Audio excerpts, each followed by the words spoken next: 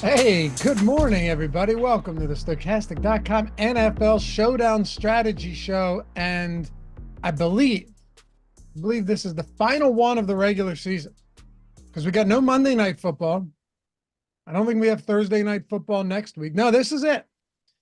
This is it. We conclude the strategy show for showdowns. I assume, though, that Matt and I will be back talking about plenty of them in the postseason. But Matt, this is it, dude. 17 weeks up and down, doing two of these every single week. You and me, here we are, brother. How you feeling?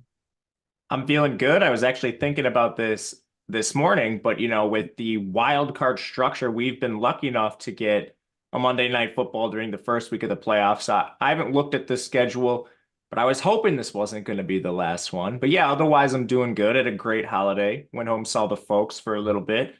Now back, ready to dive into a huge weekend of football, man. How are you? How was your holiday? Good, man. It was a nice Christmas. It was a nice Christmas, and I'm glad you had a good one as well. Hopefully, you guys did too. Did we have Monday Night Football in the divisional round too, or just? I know we definitely had it in the wild card round, and that I was a can't new format. remember, but this is like deja vu. We had this almost exact same conversation last year. We're like, it's the last regular season one. Neither of us had checked the playoff schedule, but we were almost certain we had at least one there. So I I'm do thinking it'll vaguely be the remember same. that. I don't know. I vaguely remember that conversation. Yeah, well, you do this enough times, things are going to run together. Happy to have you guys with us, though. If you don't mind, take one single second this wonderful Thursday morning, atone for your sins here on the Showdown Strategy Show, and hit that thumbs up button. Subscribe to the channel. Matt, we're 95,100, so we're less than 5,000 from getting to 100,000 subs. That would put us north of 100 here and on the Odd Shopper channel. Pretty nice accomplishment, I must say. Yeah, I can't believe the Odd Shopper channel surpassed us with the huge. Took off. Yeah, it did take off. But yeah, man, we're right there. I just atoned for my sins, doing my part, so Thanks, I'm sir. ready. Thank you. I had to get my like in there too. But yeah, But man, we're close. It feels good. it Thank does. you, everyone. I was going to say, appreciate you guys supporting the channel and everything all these years. I know many of you have been with us a long time too. If not, that's okay. Welcome. Sit down, relax. Let's talk some football. And of course, if you're watching or listening after the fact, leave a comment down below. And never, I was surprised how many people listen to this show in podcast form. I get DMs about it all the time. If you want, all these shows you can find in podcast form. You don't have to watch them on YouTube. And we even have podcast exclusive content that Ben and I do every Tuesday, 30, 35 minutes, review the previous slate with the post contest simulator. I tell you what, massively helpful episode, not just for me, but I guarantee you guys will love it. I've said it all season. And then we take a look at the upcoming slate, game theory, strategy, single entry, three max stuff. We get you in, we get you out. So if you haven't checked that out yet, be sure to do so, only on podcast form, but it's free, so you can find it. And I hope you do. All right. Yeah, Andy said podcast is great when you're at work. I love it. Exactly. A lot of people do it, like commuting or something. You don't have YouTube Premium, so you want to close your phone and listen. Makes sense. Anyway, Matt, we've got Browns and Jets today.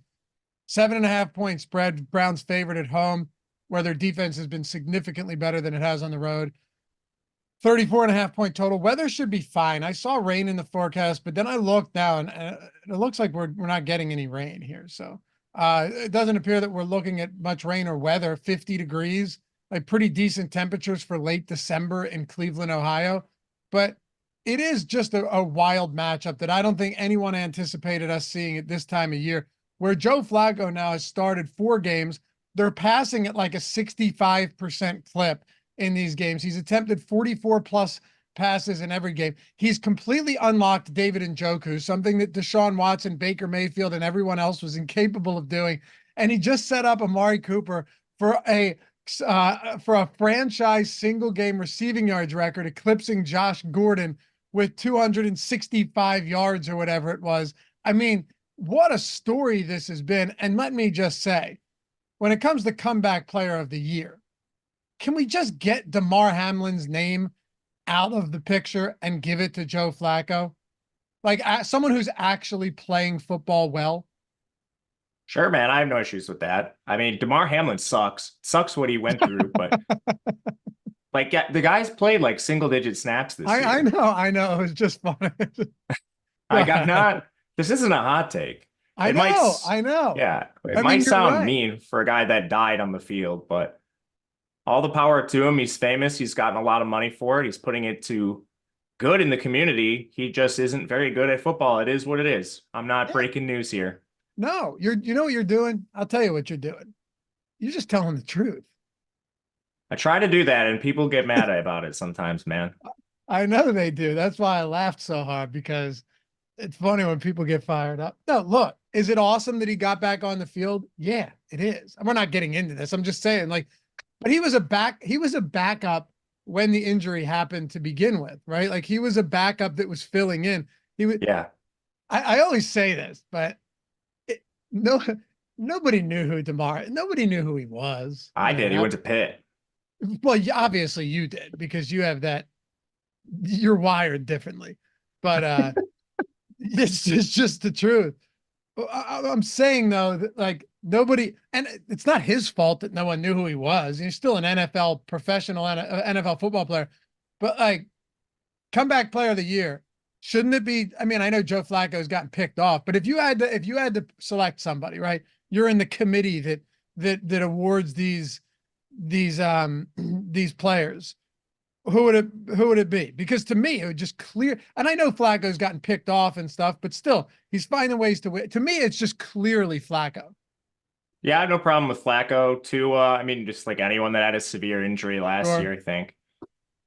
Yeah, Flacco, I think is right up there. Right? For me, it's either him or Tua, probably. I'd have to really think about it. I'm not like too privy on the defensive injuries from last year or some of the other skill players, like maybe Cup. I don't know. A lot of guys that are just way, way more deserving than DeMar. what about Baker? We got a comment in chat about that.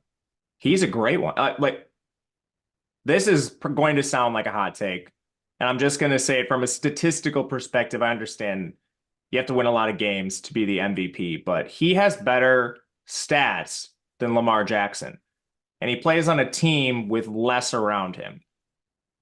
If the MVP was actually voted on as the true most valuable player, Baker Mayfield like has a argument. I wouldn't give it to him still, but he's there. Like he's had an unbelievable year. So if you wanted to give him comeback player of the year, I wouldn't hate it.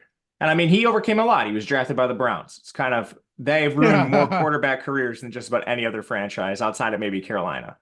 Isn't it amazing though that okay, so DeMar Hamlin's minus 350, whatever. Flacco's plus 350, Baker's plus 700. Kind of amazing that a guy who was drafted in by the Browns and fell into obscurity and was left for dead has the third shortest odds, and a guy who is now the active starting quarterback for the Browns has the second shortest odds. Who would have, dude? Who would have thought?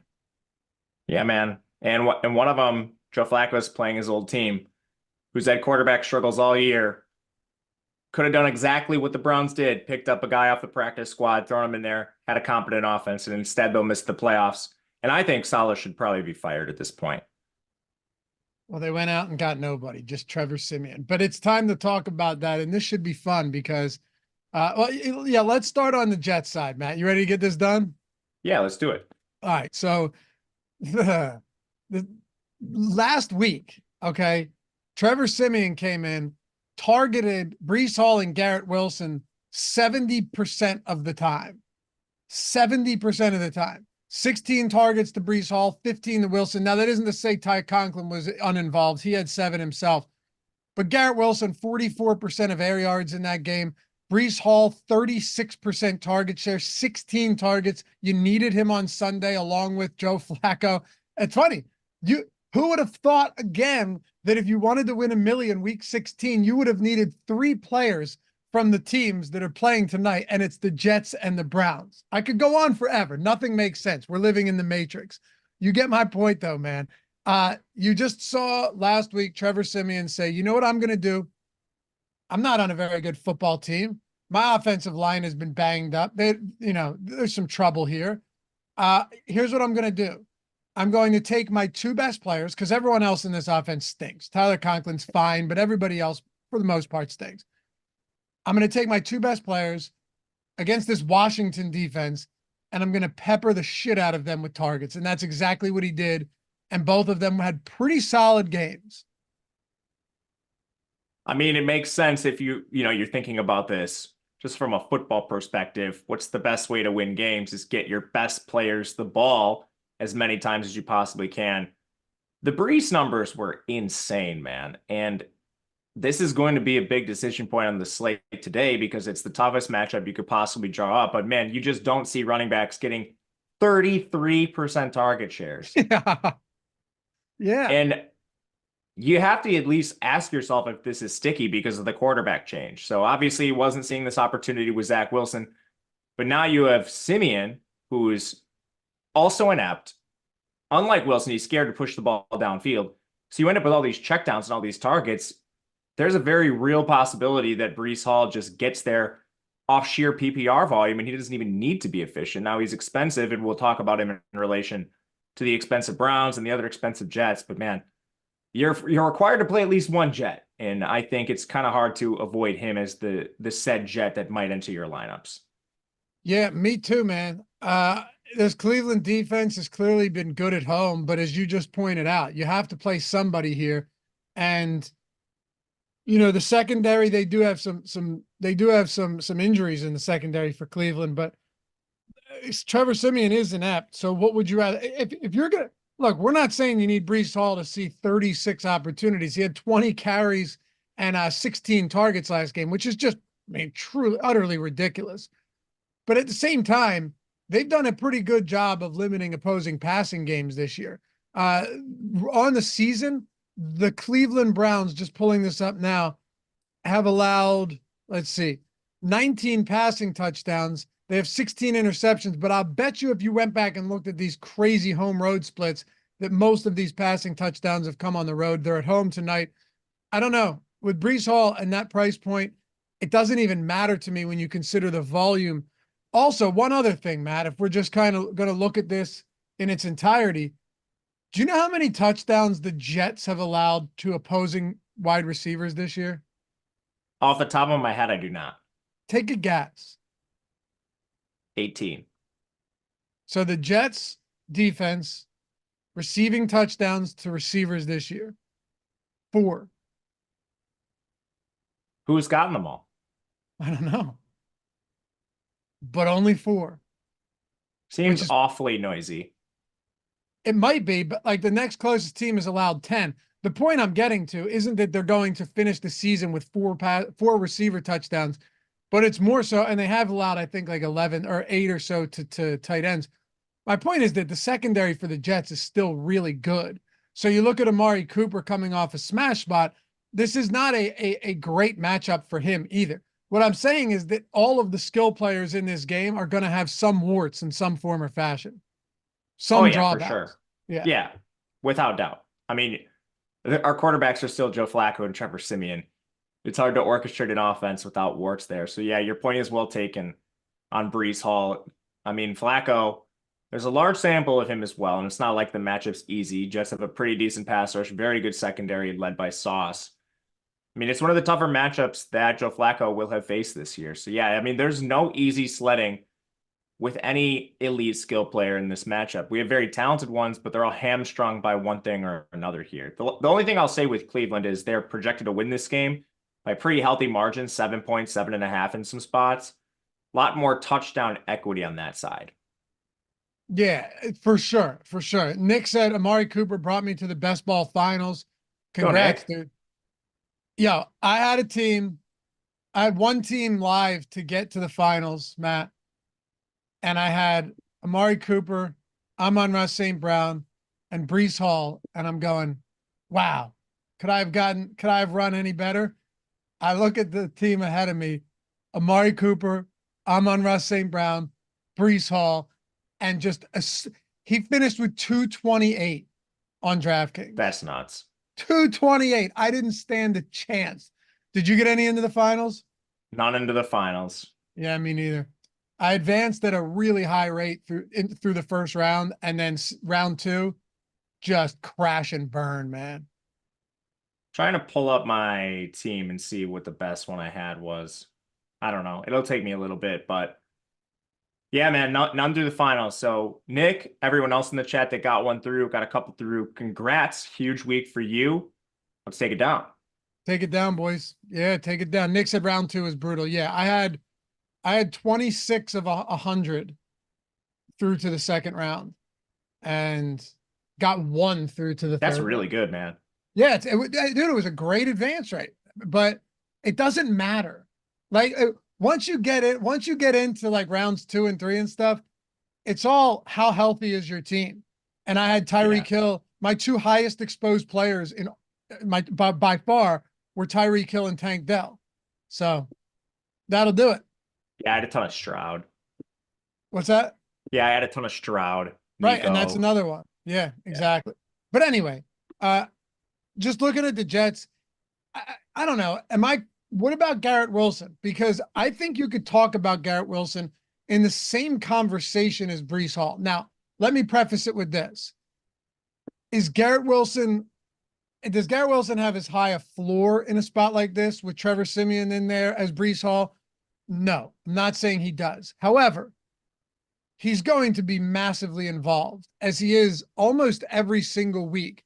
And I think this is still one of those teams where we'll talk about Tyler Conklin. He's the number 3, but he's the distant number 3. There's like tier 1, which is Breece Hall, and I will put Wilson in there just from a volume perspective alone. If you want to make it like Breece Hall and then a slight drop down to Garrett Wilson, I'm fine with that. But then tier 3 is like way far down with Tyler Conklin. Would you agree that once you get past Tyler Conklin, you're talking like basement level tier 4 for the rest of this Jets team in a tough matchup? Yeah, I 100% agree with that. And the only thing that keeps them relevant is their prices. And we might also see Alan Lazard miss this game, which would, Yeah. I think, bring up the snaps for Gibson and Brownlee and these scrubs. But even if they get 3 or 4 targets at that price tag, that's really why I'm interested in them. It has nothing to do with their individual talent or the volume they'll see. The Jets are going to have to throw at some point tonight. So it's really just a price play on those guys. But I do agree with your ordering. I think I would rather find the salary to get up to Breece for his safety in comparison to Garrett Wilson right now. But there's a lot of moving parts here. Amari Cooper, I think, will play if he's out. Would have more interest in Garrett Wilson just because you would have more avenues just playing a stud. There's less options up in that price range. Amari is pretty well known for playing through injuries. So as of Yes. now, I'm just going to assume that he's in, right? And another Same. thing, Matt, I don't want to ignore the fact that do you know what the Browns record is? You know what the They're record going to is? win. Like, there's a playoff team. They're good. I don't know what it is off the top of my head. I'm just saying because they've started what? Who have they started? Dorian Thompson-Robinson, Deshaun Watson. They've started Joe Flacco. PJ Who started? Walker. Who? PJ PJ Walker. Walker.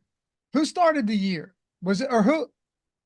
Watson, wasn't it? After Watson got hurt, I meant early in the season, it was Walker, right? And then They tried to do DTR. He had a terrible game. Then they against benched him. Baltimore, right? Yeah, and then they went to PJ. Then they went back to DTR, had another horrible game. And now they're on Flacco. Right. So they've had 4 different quarterbacks.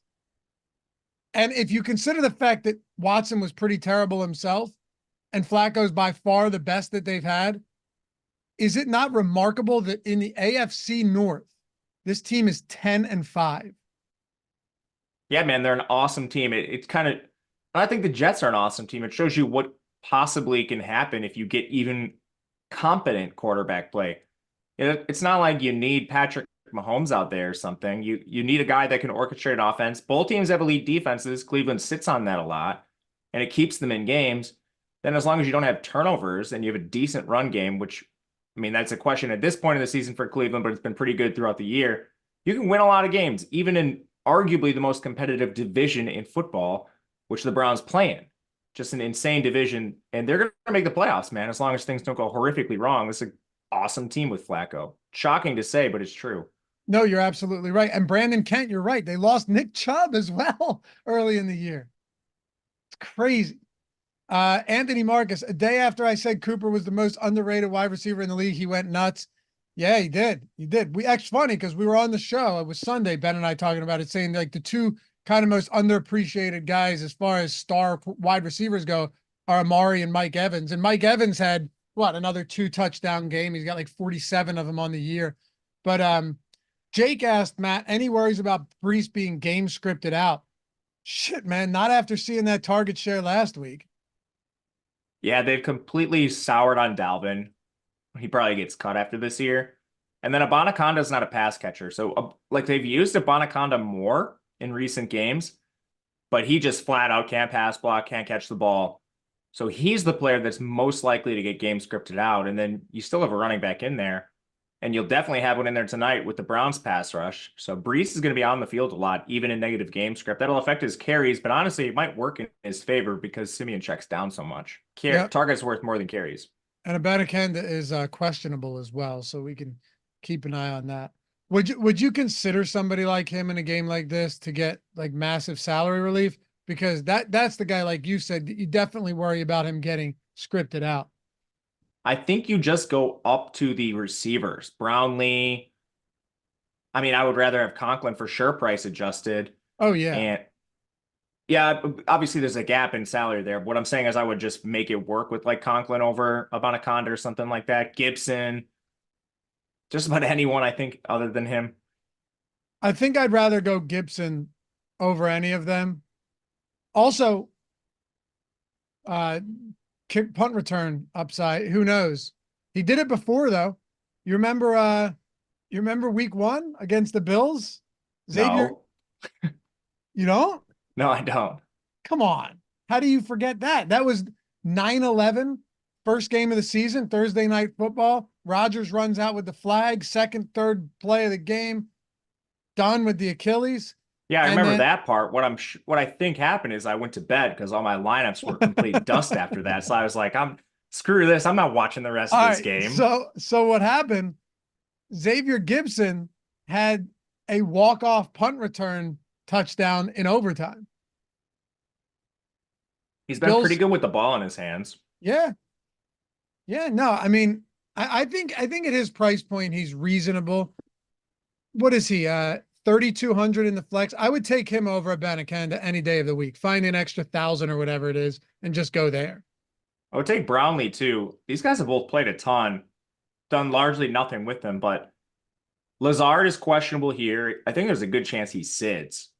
It's an illness. So I guess we won't really know till later in the day, but it's also like late onset. Like he came up with this yesterday. It's not like he's been dealing with an illness all week and he's had time to recover and get better. He was full practice twice and then DNP on Wednesday. So I don't know, man. I don't expect Lazard to play. We'll have to watch this, of course. And I think these players are still good values, whether he's out there or not. But if Lazard misses, these are 2 of the premier values in the slate. Do you remember the years where players used to have like 3 punt return or kick return touchdowns in a season? Never happens anymore. No, man, the rules have changed. You can fair catch anywhere in the field if it's a kickoff and get the ball at the 25. So you're not even forced to return it anymore. Exactly. They're just incentivizing people not getting their brains beat in on returns. I think they might actually get rid of it. There's been some talk of that. And Unless it sounds like kamikaze Britton Covey.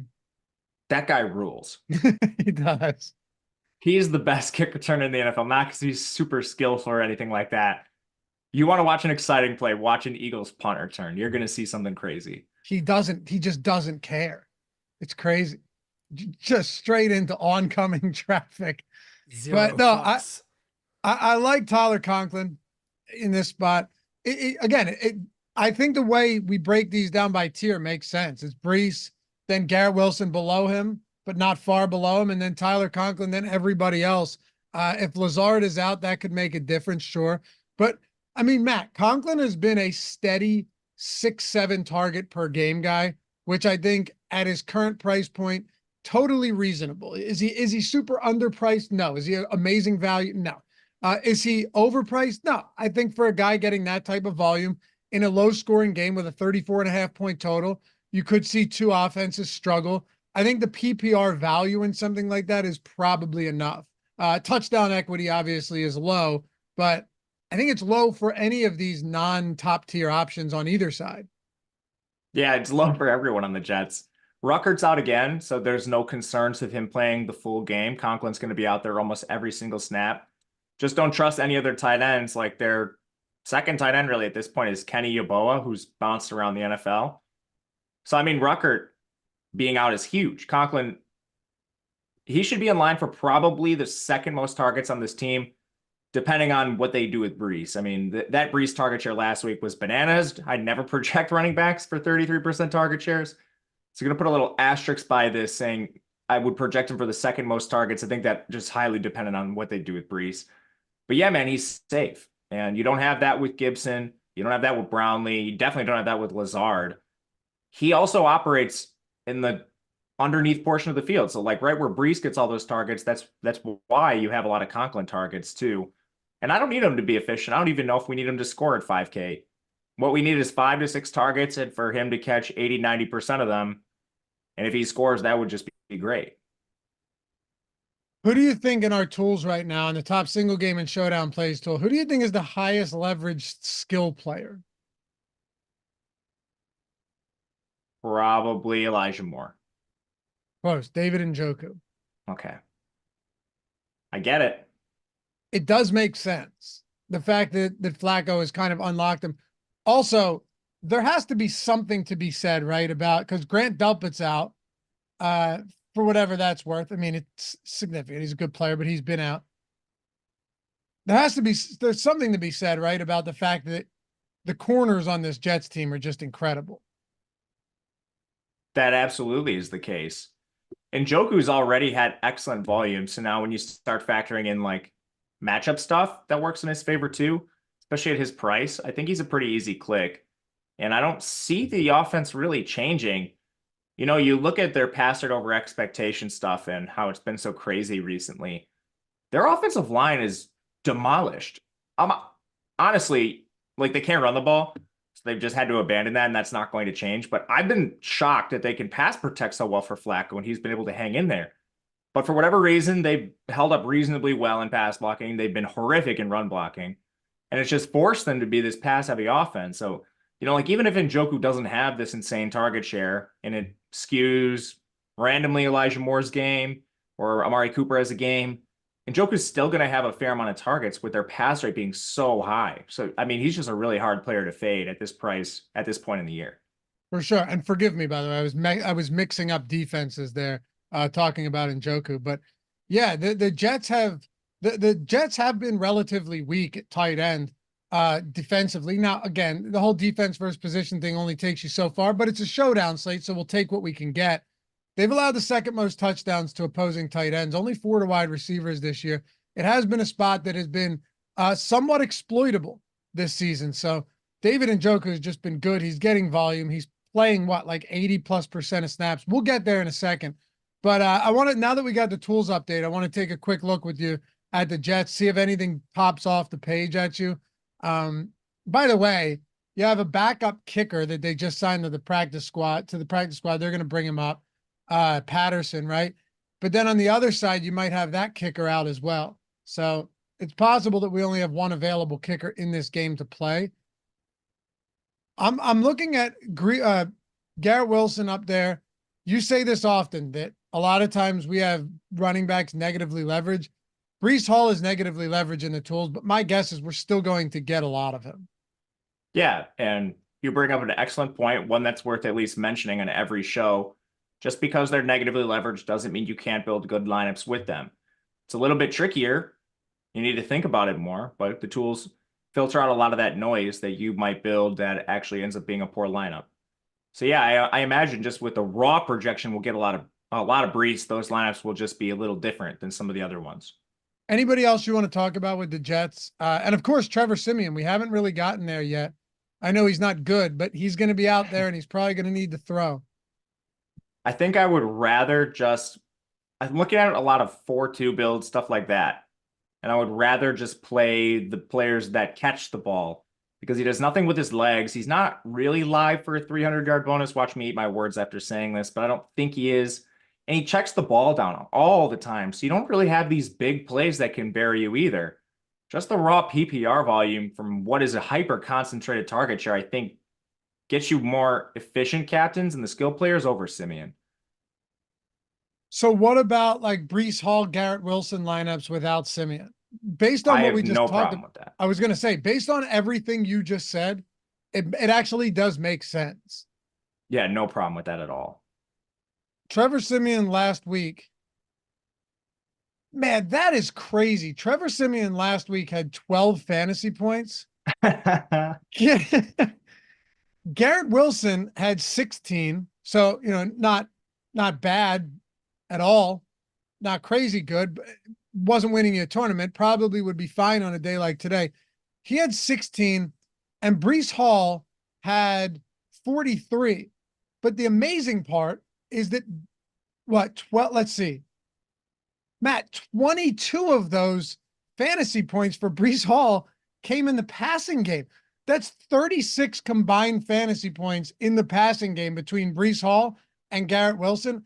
And Trevor Simeon had 12 fantasy points. So that speaks to exactly what you were just saying. Yeah, that little bonus point you get for a reception goes a long way when your quarterback is scared to throw beyond 4 yards. Yeah, man. Certainly does. They had like a combined 21 receptions or something like that. So that'll do it. But to your point, those guys can absolutely get there without Trevor Simeon getting there.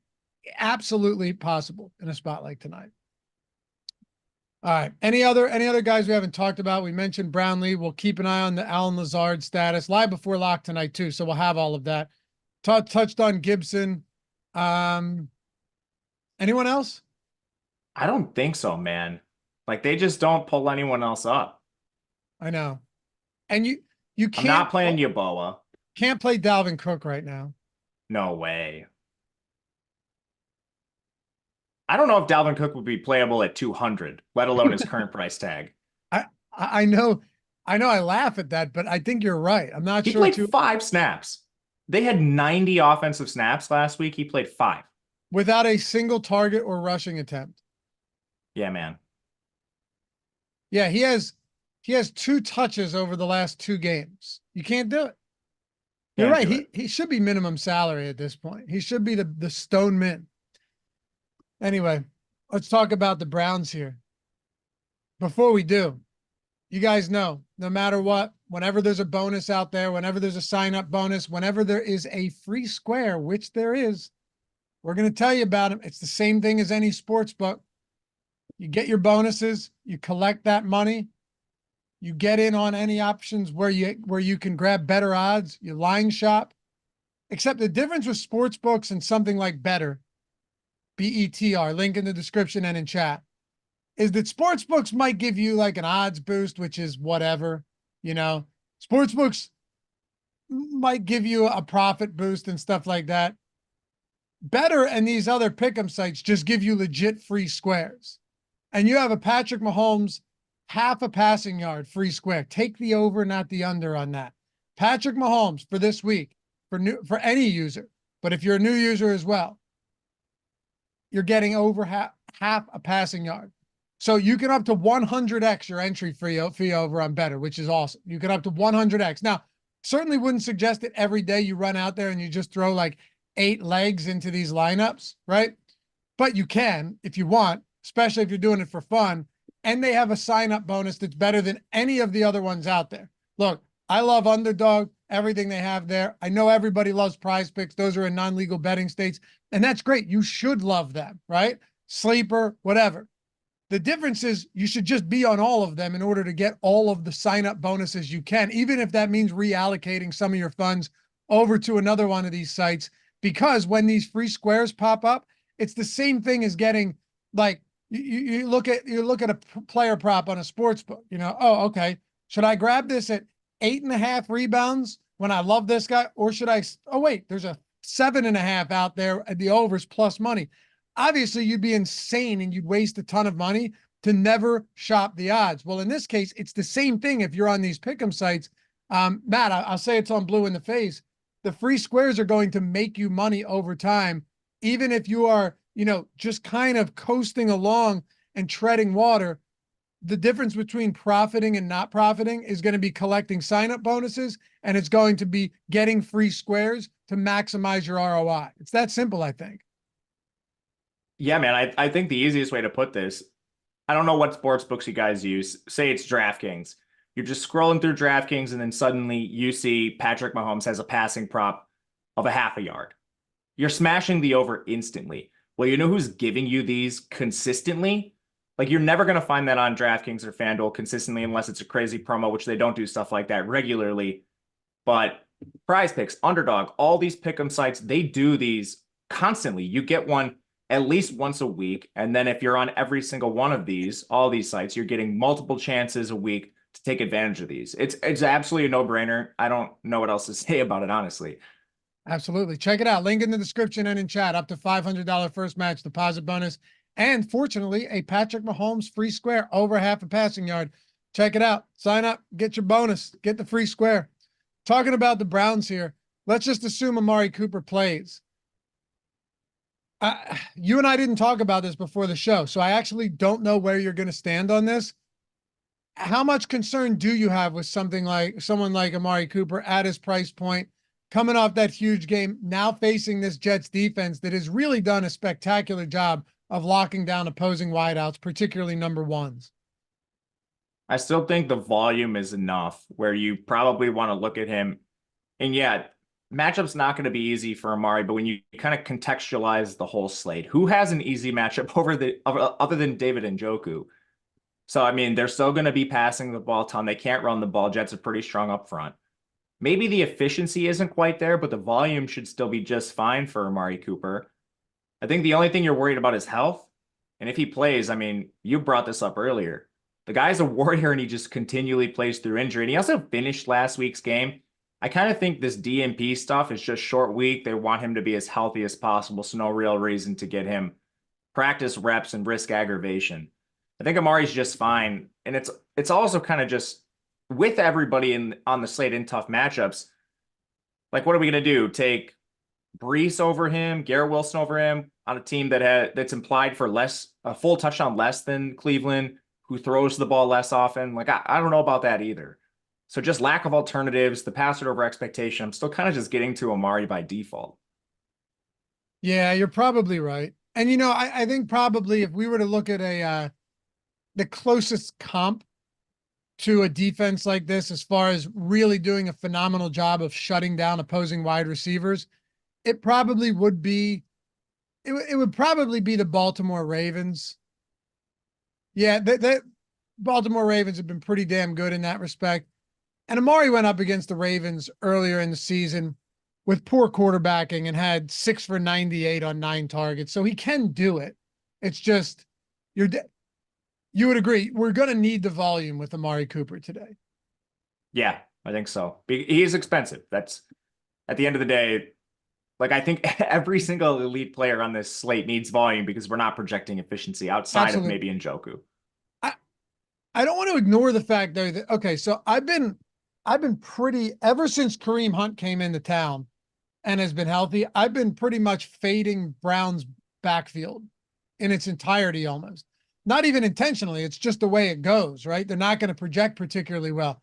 Jerome Ford's had a few nice games, but nothing that in main slates is going to come close to winning you a tournament.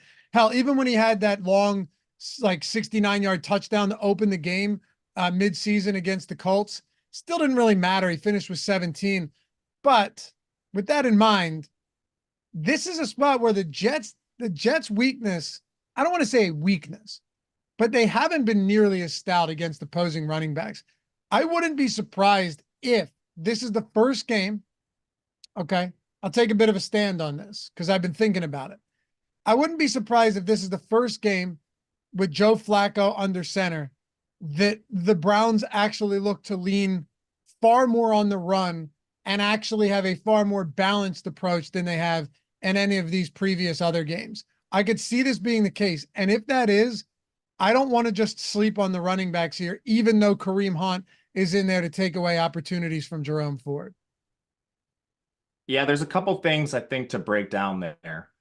First of all, Cleveland has a terrible line that's just been demolished by, they're on like their 5th and 6th offensive tackles. Yeah, it's bad.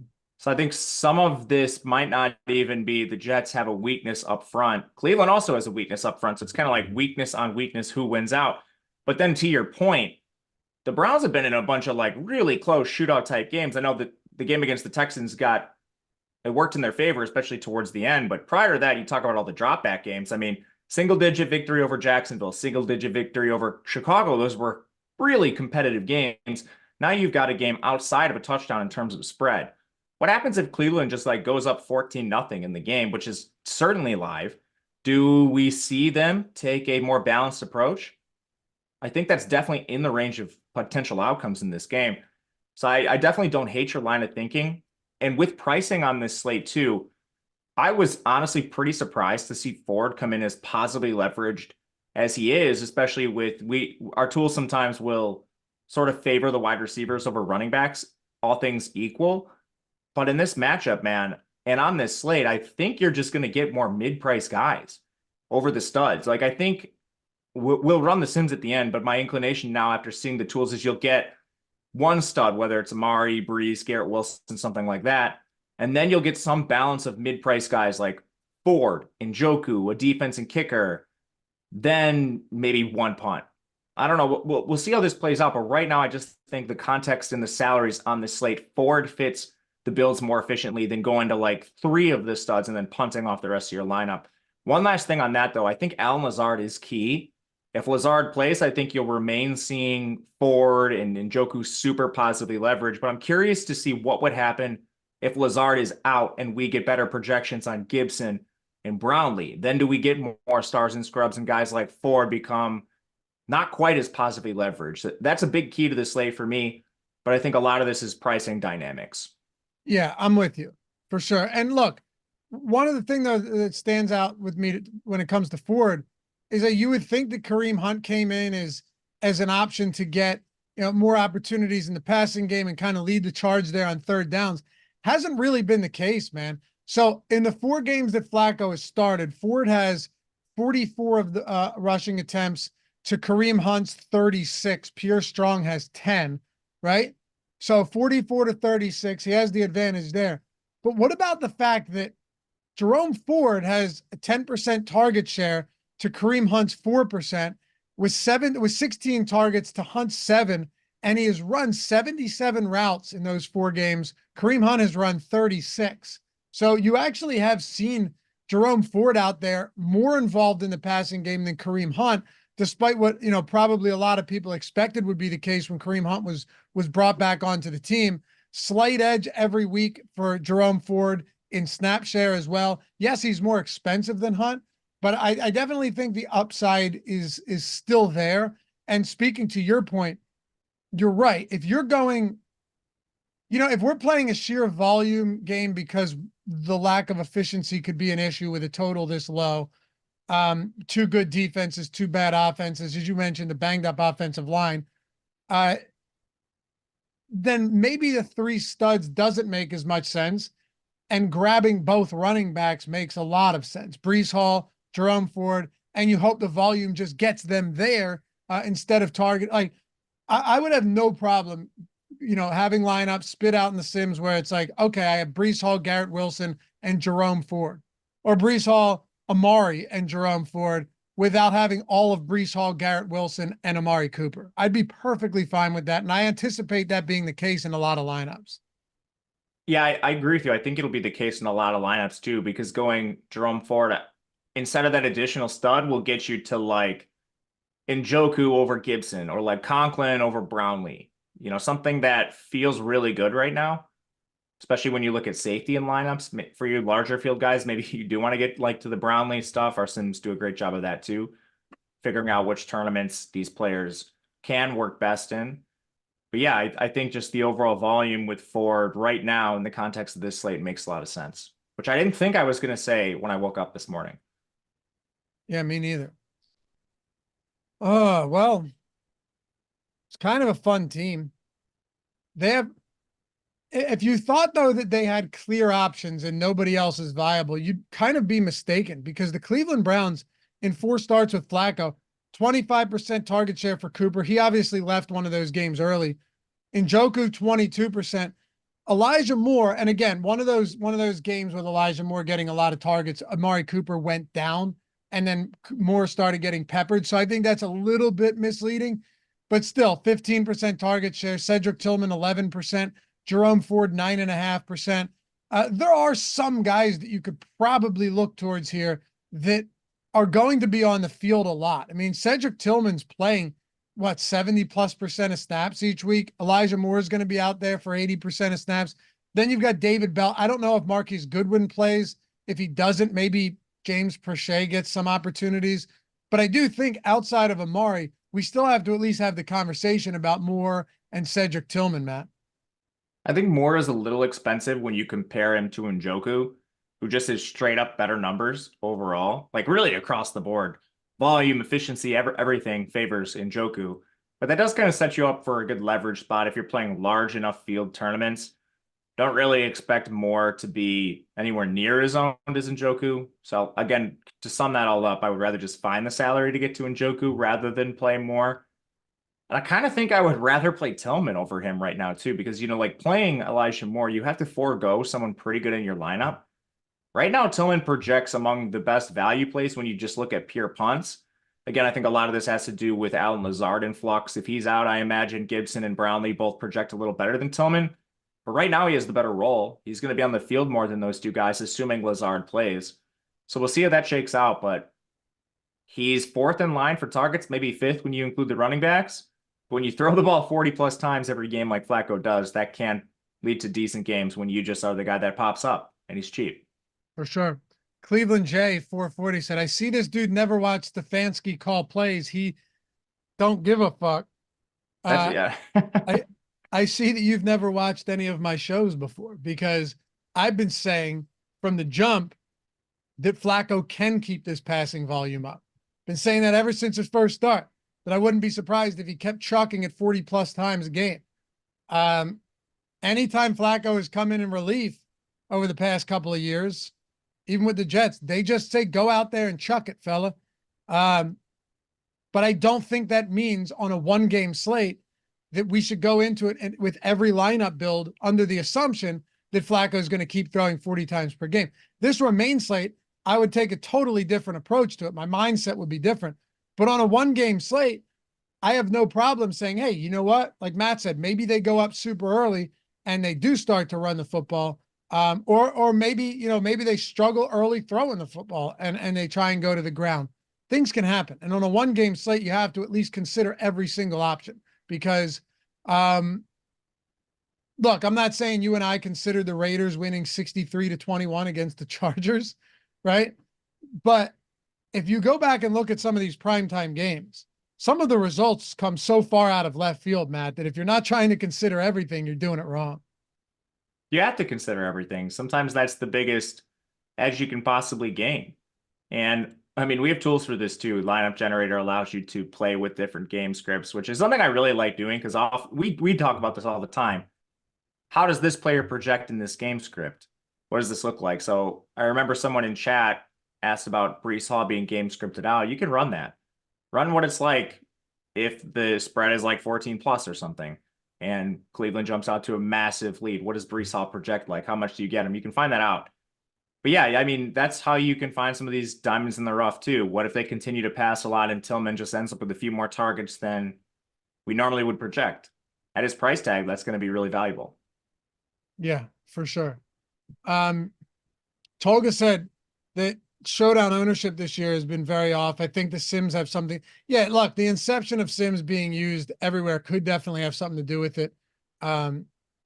It's totally possible. I will say though, our Sims tools have crushed Showdowns this year. Our own Tom Kennedy just took down. By the way, he almost won $1 million NBA with the Sims tool the other day. Did you see that? Tom finished second for 150K. I didn't, but I know I've seen Tom at the top of a lot of stuff. I don't play NBA, but he was like played the 555 milli last week or 2 weeks ago. I can't remember. He was like top 5 in that. Yeah, man. I don't know. Tom is grinding silently. You're not going to see him victory lap. For but sure. He's up there. But no, man, he chopped first place in the Showdown the other night. And by the way, guy's a man of his word. He ran default settings. He just factory settings on the Sims for NFL and chopped that. Man, I came in 6th in the big play action the other day, and there were like no dupes up top, so it was still a decent payout. But man, I think I was 1 point out of first place, just default settings on the Sims in the play action for the Denver and Patriots game. The lineup had Krull. Lucas Krull. What's his name? Krull. That's it. But that guy rules. He wins a pit. Dude, it had him in there. I never would have gotten there on my own with as much as I did. Yeah, Sims have been crushing for me for Showdown. And guys, there's still time. There's still time to get in. You can get a week right now. Sims Max package, Sims Data. Get in on the week, check it out for yourself. I think you're gonna love it. I mean, the tool is amazing. You can run default settings, but you can upload custom projections. You can do ROI boosts. There's so many adjustments that you can make. Like, it's not just hit one button. You can customize it any way you want, or you don't have to, and still give yourself a competitive edge. So yeah, links are down there in the description and in chat. We had another guy. This made me very happy. We had a guy hit us up yesterday on Twitter, Matt. He has the NBA Sims and the NFL. He's like, this has changed my life. In the same week, $6K for NBA, and then the very next day, 7,500 in NFL, just running the Sims. I actually saw that tweet. Yeah. Great stuff. Really good stuff. If we're talking about it on a show, and if I'm using it myself, I want to know that it works before we're even talking about it. So, Mike, did we run them? Are they updated? All right, we can pull that up. Dante said, gonna try it today. You convinced me a lot. Yeah, listen, man. If you don't like it, tried it, but I can tell you this much. The way that it works is it's simming, a contest 40,000 times. And Matt, you could touch on this. I spoke about it with Ben yesterday. There's gonna be weeks, there's gonna be days, I should say, where you don't have great lineups, but the variance and the randomness in NFL is so incredible, and the sample is so small that as long as you know that you're getting positively simmed ROI lineups in there, that's how you're setting yourself up for success. Ben said it like this. He's like, listen, if someone told you were going to win the lottery in the next couple of years, you just have to play it. He's like, would you care if you lost a bunch before you won the lottery? It is a very similar concept, and I thought that was a great way to put it. Ben's hilarious. That is a great way to put it. It makes sense. But anyway, yeah, try it out for a week, guys. This would be the perfect time to do it because you have Thursday night football tonight. You have Saturday Showdown as well. And then you have Sunday main slate, afternoon slate, and you have Sunday night football. So you're still getting like a ton of slates on there. You'll see a link down there if you want the Sims Max monthly, Sims Data Plus. I would recommend, if you want to be able to generate and export more lineups, do the Max. If you're playing just single entry or smaller field stuff, do the Sims Data. And if you ever have any questions, hit me up on Twitter. My DMs are always open. I can point you towards the tutorials and a better understanding of how to use this. All right, what else do we have for the Browns, Matt, before we get out of here? How much Flacco captain are you getting to today? I think I'm going to get to some. Again, I think just with the way these two teams both play, no rushing equity with either quarterback, and a lot of volume for the receivers, it makes more sense to play the pass catchers or the run game. But Flacco, I definitely have more interest in than Simeon. He'll push the ball downfield more. You get more big plays, more touchdown equity with him. So I imagine as the night comes along, he's going to be in my pool, but he's going to be below Amari, assuming he plays, and Njoku, the Jet studs, more than likely. Just a small piece of the captain portfolio. Large in the flex, though. Yeah. Anyone else for Cleveland? I mean, we love Njoku, right? We would agree Njoku, just a phenomenal play, captain or flex today. Yeah, 100%. He might be my favorite captain.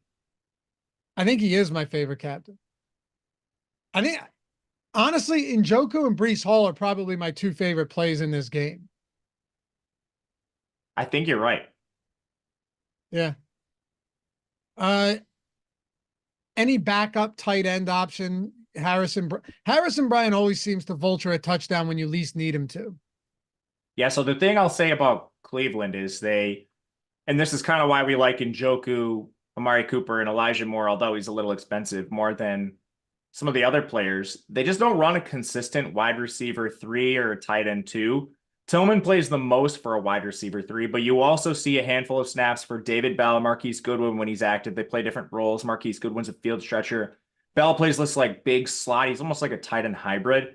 And then they use multiple tight ends more than you'd think. Harrison Bryant and Jordan Akins play a fair amount. So if you're playing the large field lotteries, I think you can gamble on these guys in a handful of your lineups, especially a guy like Harrison Bryant, who has better routes than a lot of those cheaper receivers. So, and he's also used around the end zone, just being a big bodied tight end. He makes the most sense, but I would sprinkle all of those players if you're playing the largest of fields tonight. Okay. And I should point out, Matt, because we leave no stone unturned here on the NFL Showdown Strategy Show, the tools right now, just looking at the top single game and Showdown plays tool. By the way, with the Sims tool, I know we've had these questions. You still get our projections, our ownership, our boom bust tool, top stacks, single game top plays tool, premium Discord. Make sure to join the family. Come say hi. You get all of it, by the way, including the lineup generator. You can always get the lineup generator separately too for $14.95 if you're not trying to get the Sims. But just so you know, all these tools are included, not just Sims. The tools do like Browns and Jets defense today. We didn't talk about that or the kickers, but I think there's an argument to be made really for, in a game like this, getting kickers in, getting defenses in. I don't really have much interest in captaining defenses today, but maybe it's not the craziest thing. Joe Flacco does get picked off quite a bit. Like, there might be some Jets pick six action happening in a game like this. Yeah, it is Joe Flacco versus Trevor Simeon at the end of the day. Like, if you were talking about this as a preseason matchup, you'd be all over the defenses. But yeah, for sure. So I get it. I also understand the salaries make sense in this range too. Right now, just favors defense and kickers over getting to players like Gibson, Brownlee, which I mean makes sense when you looked at the Ford ownership. You're getting a lot of lineups, I imagine, that are like Browns, D, and Ford versus like, I don't know, an additional stud and then a punt receiver like Brownlee. So yeah, I get the defenses. I like them. I don't know about captain. And then Patterson's the only kicker in the pool right now. I think he's fine. He's a backup kicker, so just know what you're getting into. So Joe Flacco leads the league in touchdown passes since he took over 4 weeks ago. And 20-plus yard passes. What's that? And 20-plus yard passes. And 20-plus yard passes. However, he also leads the league in interceptions. So, I mean. Well, he hasn't been playing as long, or he's been playing longer than Nick Mullins. Just wait. We'll wait on that. Yeah, fair enough. Fair enough. Nick Mullins is second in 3 starts with 6. So, yeah. But you get my point, right? Like, the Jets secondary could absolutely wreak havoc. And I didn't want us to not touch on that today. So I like both defenses quite a bit. Anyway, ready to build a lineup before we turn this over to the NBA strategy show? Let's do it. All right, Josh and Adam coming up next, so don't go anywhere. You are up. Time to captain. I know where you're going, but I'll let you say it yourself. Njoku. Let's go, baby. All right, I'll go Breece Hall. We'll do DraftKings. Should we say large field or smaller field single entry? What are you feeling today? Let's do a smaller field today. Okay. We'll consider like the $5 or the $15, whatever that one is. It's like 10K, 15K entrance or something. Yeah, it's like it's like 5 to 7,000. Yeah. Oh yeah. Okay. All right. So Njoku, I got Breece Hall. All right. I'm gonna put in Flacco. Okay. I'm gonna try something now. Okay. We should be okay because we went Njoku captain and not Hall. I'm gonna go Jerome Ford. I do think this could be a good spot for him. Yeah, I think we could do this. We got to play one punt guy, but I think if you throw in like Cedric Tillman, you're just fine here. I'll do him. Tillman? Yeah. All right. And I'm going to go Jets defense. I actually like this build a lot because you're going with a Flacco, Hall, or Flacco and Njoku Ford stack, but also Jets defense. People might not love that in single entry stuff. Actually, you have Tillman too. So you have a full Brown stack, but also Jets defense. I kind of love that. Yeah, I have no problem with that. You also have enough money for Conklin if you don't, if you're opposed to this, which I don't think you should be, but if you are, Conklin's there too. Absolutely. Yeah. Yeah. In larger fields, I have no problem throwing Jets in there. If you do get a defensive score and like 3 interceptions or something, it doesn't matter if you give up 24 points. It really won't. Not in a game like this. So, especially since we have all of those Cleveland players to begin with. Guys, follow Matt Gajewski at Matt_Gajewski. This has been an insane amount of fun hanging out with you every morning for these showdown slates, every Monday and Thursday throughout the entire season. I know we'll be back, right? Like we'll be back on Monday for divisional or wild card weekend, whatever they have us doing whatever the league has us doing when it comes to these single game slates in the playoffs. But it's been a fun season, man. It certainly has. Yeah, man, a ton of fun. Thank you for you showing up every single Monday and Thursday, hanging out with me. And thanks to all the people that have made this part of their routine. It's early for some of you, but we really appreciate being able to do everything we love and talking about really fun game and diving in the weeds with you guys. So thank you all for being here as well. Yeah, man. Hoiser, so now the link for better is fine. You don't need a promo code. You don't need a promo. As long as you have the link, you're fine. There's no promo code necessary, just a link if you're trying to get that deposit bonus and the free square. Anyway, I'm at Loughran_D on the Twitters, LOUGHY_D. Thanks to Mike for producing this one. We will see you guys back here for the next one. Peace.